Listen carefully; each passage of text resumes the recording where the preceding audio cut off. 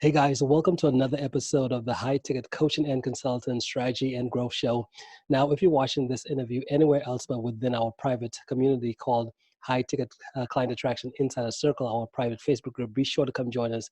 We recently hit 6,000 members, and it's pretty exciting. So today, I want to introduce one of our members, Ginger Salem. Hey, Ginger, welcome. It's great to be here. Awesome. So, Ginger, tell us what it is that you do. What type of coach are you? Well, I'm a vocal coach. Mm-hmm. And say, well, what's a vocal coach? A vocal coach is somebody who teaches people how to sing and or speak. Mm-hmm. In Awesome. fact, Yeah. So how did you get into being a vocal coach? Well, I've been a singer my whole life. I never remember a time that I wasn't a singer. And I was struggling, through using my voice, trying to hit high notes and things like that, and wasn't getting anywhere. And so I started going to voice coaches. And then I stumbled upon the voice coach that would change my life forever. And what she did was give me the actual tools to use your voice by educating me on exactly what is involved with creating sound, which I was very interested in because I had gone to college for audio engineering and media. And I was very interested in sound acoustics. And you can see my recording studio here. And it's my little workspace here. Let's drive around to there. That's my music workspace. Mm-hmm. And then over there is my visual workspace where I do, technical stuff. Well, anyway, so I got into that with when I really realized exactly physically what was going on with the body and how to make sound. It became very easy to let go of all the bad habits that I had. Mm-hmm. And then within a couple of years, I became the assistant director of that school. And then the rest is history. But I've done a lot of very interesting things. But what I found to be very passionate about is the quality with which we communicate, how we can communicate effectively mm-hmm. and with assuredness just by feeling what we're doing and being more conscious about how to do it. We speak often without thinking about how people are going to receive us. We want people to receive us, but we don't know if they're going to receive us. Some people speak monotone, some people are very animated, and all of those things can be put off, a little put offish, to really connect to the voice in a way that I do musically mm-hmm. can be taught to people who are doing it with just a vocal message, just a voice. Okay. Yeah. It's very fascinating. And I really took a passion to that. And I make it my mission to every person I work with, whether I'm rehabilitating somebody from vocal nodes or polyps, or I'm working with a recording artist. It's the same approach. It's really understanding the function of the voice. And I'm just sort of obsessed with it. Yeah. Pretty cool stuff. How I got into it. That's awesome. I think my first ever experience with like a vocal coach, because I didn't really understand what the whole realm was, but I think I was listening to Tony Robbins or something, and Tony Robbins was telling his story of how he was talking for so many hours a year and all these different things, and he started losing his voice, so he had to get a coach to kind of coach him on how to go through. So that was like my first experience. I'm like, oh, that's interesting. That's exactly what I do as well. Sometimes I'll hear people talking on television and I'll say, oh, you need a vocal coach so bad. Come and see me. I'll save you. They're losing their voice and it's getting hoarse. And, for me, I was in bands my whole life as well. And so I would sing for 4 hours a night, night after night after night after night. And to be able to do that and not get tired is amazing. And to not have any damage done to your voice and those things, And also, I think it's really important for people to understand that the smoothness with which you speak is key to how healthy your voice is, okay? So some people will push like this and they're really animated like that, and it's really bad for your voice, okay? And other people like this, they got that vocal fry thing going on like that, and so that's not good either because that's squeezing the throat closed. And I like to say place in the face. So all of my students always say, they make fun of me, they're like, oh, Ginger, place in the face. I'm like, yeah. Keep your voice right here okay? And speak clearly, and don't push your voice out like this and go like that. And all those things are very unhealthy, and they will make you lose your voice. So what do you mean by place in the face? How does like how do you can you demonstrate that? What is that? Okay, so if I just recently picked up a client who has nodes, and she often she works at a bar, and she's got to scream over the band to get orders from the customer. Okay, so she came to me for help because she's losing her voice. Mm-hmm. So how she was speaking was completely wrong, and I said, well, you're speaking wrong, so that's why you're losing your voice. She was whispering like this because she couldn't talk, so she'd whisper in their ears to get the order or whatever, or she would scream and she'd be like, can I take your order? And she's putting all this pressure, pushing on her abdomen, which is pushing on the diaphragm, which is building up a lot of thoracic pressure. And your vocal folds are sitting right here, and they're very delicate, and they're sitting in your windpipe. And they're two very small cords that come together, and they're surrounded, well, they're covered in hair and mucus, okay? They're covered in hair? Like, you mean there's hair there? They're Really? hairy. They're hairy, okay? So What? they're little tiny hairs. You can't even, you need a very, very powerful what do you call that? Microscope to see that. Okay. And so those hairs, they extrude water and mucus to keep the voice well hydrated, okay? Mm-hmm. So that when they come together and the diaphragm pushes up on your lungs, so you have the diaphragm and then you have the lungs, and the diaphragm lifts up and it sends the airstream from the top of the lungs, which is right here, straight to the vocal cord. So it's really short trip, right? So the vocal cords come together at a certain pitch, the air hits and oscillates through the hairs, and that creates a sound wave. Mm-hmm. And so we shape the sound wave with vowels and or consonants, right? And that's how sound is created. So that's why it's so fascinating. So if you're a vocal fold and you're coming together here, let me give you an example. Sorry about that. Yours. So let's use this right here. So if this was a rubber band, it would be better. Now the vocal folds are this way from front to back, but I'm going to put it like this, and we're going to call this the front, right? And we're going to call this the back. So when I'm speaking, they're going like this. And as they're coming together like this, it's touching the vocal folds, the air is touching the vocal folds, and then the sound wave comes off in 360-degree fashion. Gotcha. Now with that very cool fact, we can then decide whether it's going to be, a vowel, A, I, O, U, butter, bagels, pizza, all these things that we're saying, we're just shaping independently with our face the function of what's happening here in our voice and what's happening here as we support.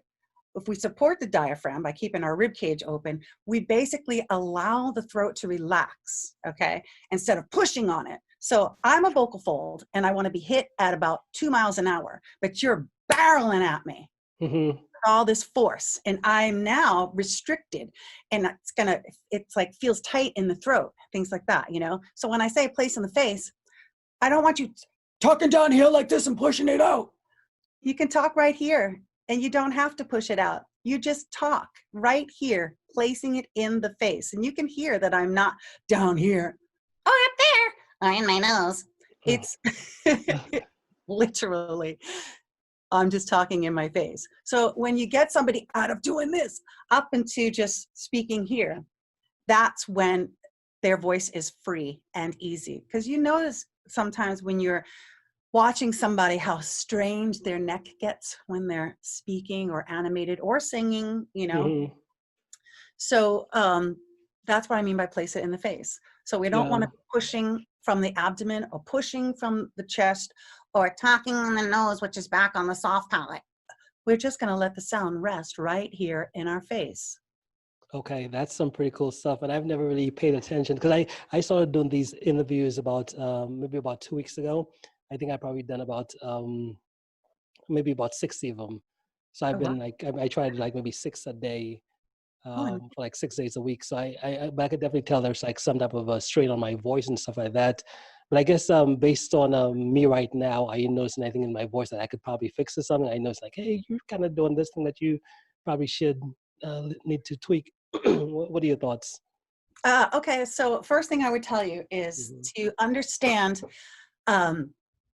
how breathing works and how the diaphragm works. I have a YouTube page, Ginger Salem.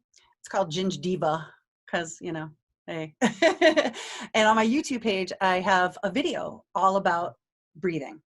And in the All About Breathing series, I go through what the rib cage is doing. So you have this big old rib cage, right? So I actually probably should grab a teaching book and show you, but I didn't prepare for that. Sorry. So your rib cage is all around. Okay. It's so the top half of your body. This is your thoracic cavity. Okay. It's completely surrounded with your rib cage. Okay. The front is the sternum. The back is where the joints are. Okay. And on the sides, we have these muscles in between all the ribs. And they're called the intercostal muscles. And they basically, this is your rib cage. The intercostals are here in between.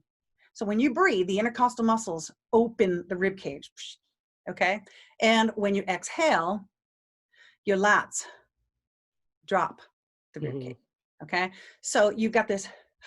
Now my rib is open. Now attached to the rib cage is this diaphragm. So when the ribs open like this, the diaphragm goes down like that. Now, if I keep my ribs open, which is very comfortable for me, I'm having this conversation with you right now. My diaphragm's making these little micro movements, sending air to my vocal folds, just like that. I don't need to push. It happens automatically.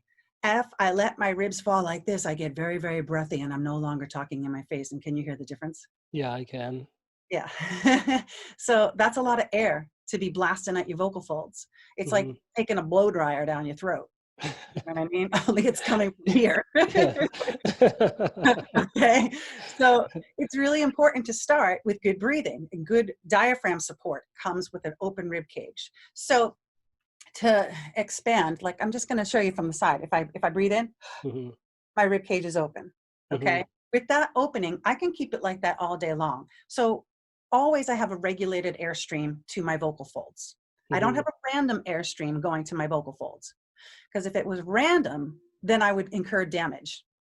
Okay. It would be too much like this and my ribs are falling down. And I'm like, now I got to breathe again. And I'm, oh God. Yeah. That's all random stuff. So you said you keep it in there, like you keep a constant where you're not. Yeah. When I breathe in, my rib cage opens and I keep it. And like I strengthen my rib cage. I worked on my intercostal muscles. I do exercises to keep them strong. And then when I'm speaking, my voice is very, very clear and effective because I'm not basting it with air and I have good diaphragmatic support. So opening the rib cage a little bit and just be conscious of keeping it like you're an umbrella. You pop the umbrella open, that's your body. You're going to keep that umbrella open and that's going to support the diaphragm because once the ribs fall, the diaphragm goes like this and it becomes passive. That's the passive position of the diaphragm. This is the active position of the diaphragm. In this position, it can regulate the airstream. When it's going like this, it's just forcing all the air out. Okay. So we're running, right? We're running down the street. Okay. I'm going to go back to my little crystal thing here. This is just bragging rights from when I was on the Taylor Swift tour. That was fun. What is your Taylor Swift tour you said? Yes. This is my tour support pass. Oh, cool. Awesome stuff. It was awesome. I've done some really cool things. It's really fun, but it's all driven by my passion for the voice. Okay. So here I am singing a high note, right? So it's going to be like that. I'll try to back away. That is really tight. Okay. Now here I am running on a treadmill. Those are my vocal folds. Okay. So if I'm going, how can I be singing if I have all this air going in and out, right? Right.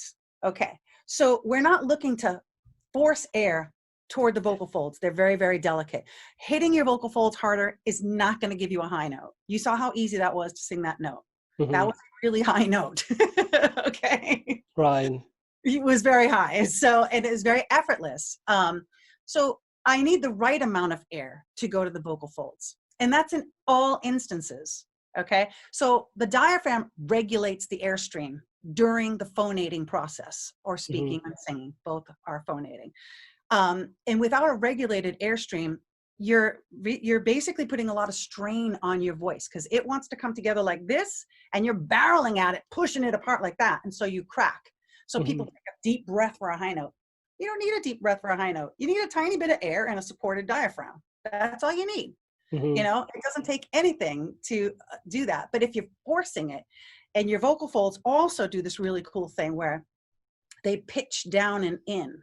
So that's why they call them folds, because they literally pitch down and in with the arytenoid cartilages, which are in the back. They just Mm-hmm. grab each other and then pitch down and in, and then they open. And the more they come tight, the more they go down. So when you're singing a high note, you really need to allow the back of that larynx its room to pitch down and in. And if you're forcing thinking up and you're forcing that airstream up, what do you think's going to happen? You're not going to be able to hit that note because you're Mm-hmm. pushing the opposite way that the vocal folds need to move in order to create that sound that you're going for. And so Yeah. we're creatures of habit. Okay, there's no doubt about that. So my job is to take away all of your bad habits Mm-hmm. and then educate you on what you need to be doing. Okay, and then give you new habits so that your old habits go away and you're not forcing your voice and using it in a way that's unhealthy for you. Right, right. Awesome. That's some pretty cool stuff. And that's so fascinating. And this is like literally your passion, huh? Yeah, it really is. Yeah. Yeah. What cool stuff have you gotten to do, just like with working the voice? What cool stuff have you gotten to do just by what you do? Wow. So I've been working with recording artists for a Mm-hmm. very long time. And one of the coolest things that I got to do was I got to work in the studio with some pretty big time rock and roll stars, which was Mm-hmm. a lot of fun. They're both passed now, but it was that was the first experience that I had. Was I was working in the recording studio with Ben Orr. He was from the Cars, a very famous 80s band that Mm-hmm. wrote really great songs, and he was a great vocalist. And at the same time, I got to work with Brad Delp. I actually have a picture. Let me grab Mm-hmm. it. Okay. I'm just grabbing it off the wall here. So this is so old school. I don't know if you can see that. Is that the Okay. Polaroid? Yes, this is Brad. This is Brad Delp. He was the lead singer for the group Boston, Uh, and that's me in the middle, of course. And that's Ben Orr, and he was one of the singers in the Cars. So that was my first experience. That was super awesome. mm-hmm. And then I went on to work with some of the modern artists today, some pop artists. Most notably, I worked with Austin Mahone recently for a long time, for a couple of years. And then we got on to the Taylor Swift tour, which was really cool. But I still, I work with record labels and famous artists from American Idol to The Voice and things like that. And I work with not famous people. It's just, it doesn't matter who you are. Mm-hmm. It's what you're looking to do, what is your mission, and how can I help you achieve it, no matter who you are.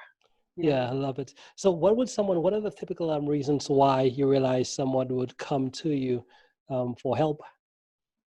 Well, okay, so a lot of times it's straining. They just Mm-hmm. don't know how to not push.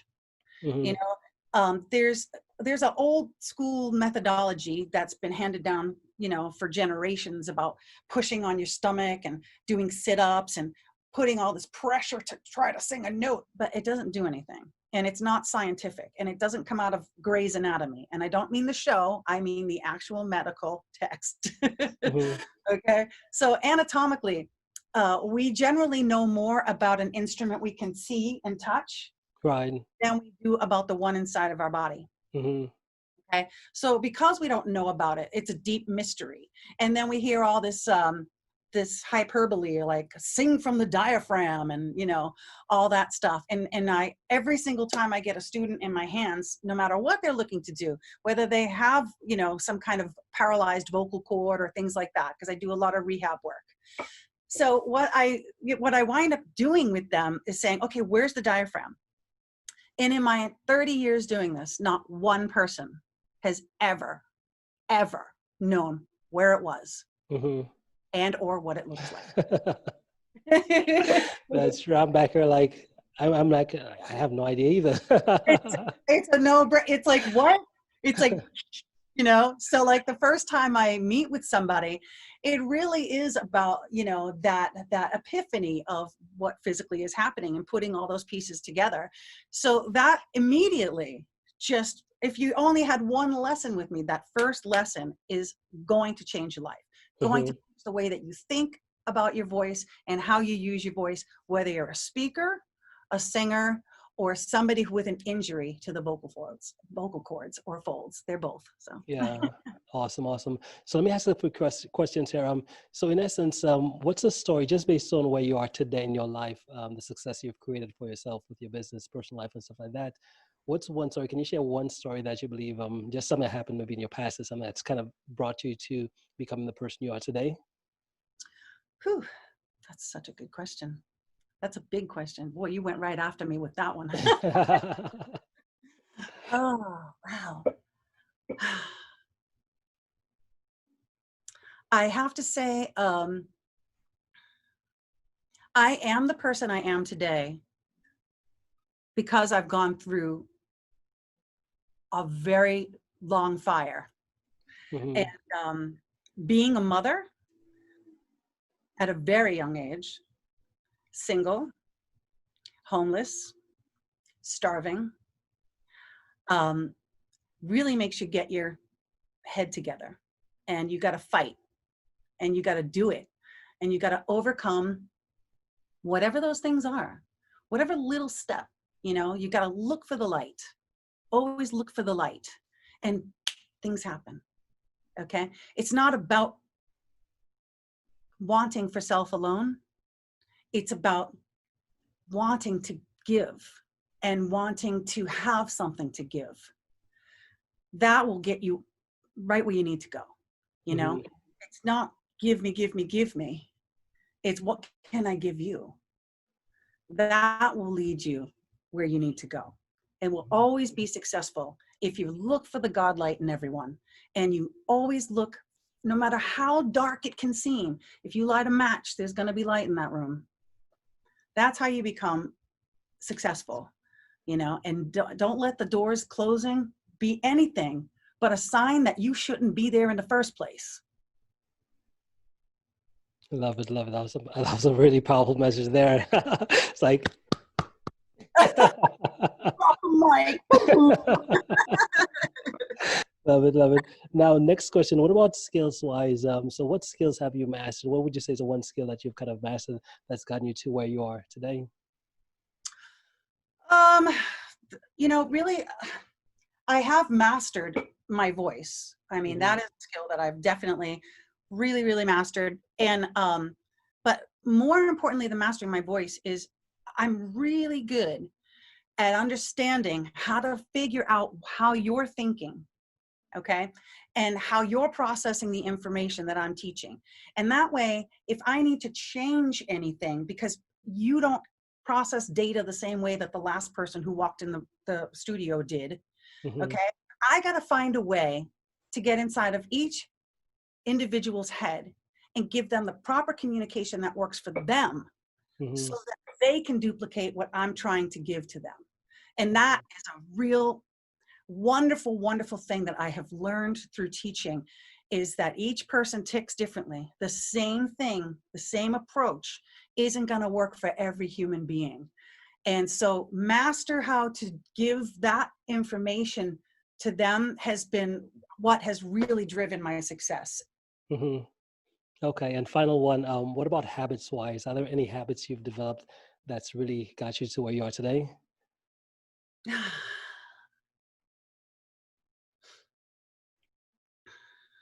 I like to think before I answer a question. Oh, habits. Okay. So yes, when I was young, training to be a voice coach and to be a better singer, I I worked on my voice every single day. I did what I was supposed to do every single day. And there was no excuses. It didn't matter. I worked on my breathing every day. I worked on my skill set every day. And I worked on my teaching abilities every single day. And there is not a day that goes by that I am not involved in music and or voice, and that I am not putting in time on. So you just gotta have the passion, and you gotta work on it a little every day. So if you wanna write something, write it. Don't talk about it. Just write it down, and developing those habits. You should, if you're out there and you need to manifest, the most important thing that you can do is have a habit of putting in a little bit every day. So if you put a quarter in the jar every day, it's going to take you a long time to fill the jar, right? Okay. But if you put $100 bill in the jar every day, you're going to have a lot more in that jar. Yeah. So whatever that takes for you to go from putting a penny or a quarter in to getting those $100 bills in is, you get the return on what you give and what you put in. Yeah, that is so powerful. I love it as far as because I believe that that's really where success lies, right? So once you make up your mind in terms of what you want to do, you got to show up every single day. I definitely believe in the showing up every single day, because sometimes, now I guess, what's your perspective? Is it something to where, because most people believe that with success, it's like you have to show up every single day feeling awesome and feeling great, and life is always great, versus do you still show up when you don't feel too good, and do you still show up when you don't want to do it and stuff like that? How do you approach it? Yeah, and that's a really good question. And that's very true. There are so many days when I have clients and I have to be on point, and there could be a lot going on around me, but I have to still show up and deliver. I can't be like, wow, man, I'm really not feeling this today. No, I'm not feeling you, man. Sorry. So sometimes, I just don't, like, my head is in the wrong place, or, I'm physically tired, and, I'd love to cancel my whole day of clients, but I don't, it's great, because at the end of the day, I feel so much better having had all that time with them. Exactly. And being able to have those wins with those people and helping them win, Yeah, love it, love it. Well, Ginger, we're running out of time here. So if someone wanted to reach out to you, what is the best way for them to reach out? Oh, okay. So the best way to reach out is you can DM me on my Facebook page. You can go to my personal Facebook page and DM me, Ginger Salem. Or you can post something really cool on my professional page, like, I want to work with you, coach. Like, all right, cool. And then I'll get back to you. Or you can call me. Is it okay to give my phone number? Sure. 954-821-0045. There we go. Awesome, awesome, guys. And all the resources Ginger just mentioned on here, I'll have them posted right below this video. So you should be able to just click and get right in touch with her. Okay. Awesome, Ginger. Well, say again? Don't forget my YouTube page. Oh, don't forget the YouTube page as well, too. Yeah, we'll definitely have that on there. Now, with that being said, do you have any final thoughts before we end for the day? Yes, I thought about this. I knew you would ask me something like that. So I really want to say that during this time right now, it's unprecedented, which everybody knows, but we need to take a minute every day to be grateful, to really, really understand gratitude, and to think more responsibly about the food that we eat, and being grateful that we can put food on the table, because some people can't. And it's really just an important message to say that everything that we touch, everything that we do, the world needs to slow down a little bit. And it needs to stop being so grabby and so greedy and so unkind. Say something kind to somebody today. Say something kind every day to somebody, because that's what we need. Love it. Powerful stuff. Well, Ginger, hey, thank you so much for making the time to stop by the show today. Really, really appreciate it. And I'll see you inside our community, okay? Thank you so much, Extus. Have a Awesome. You do the same.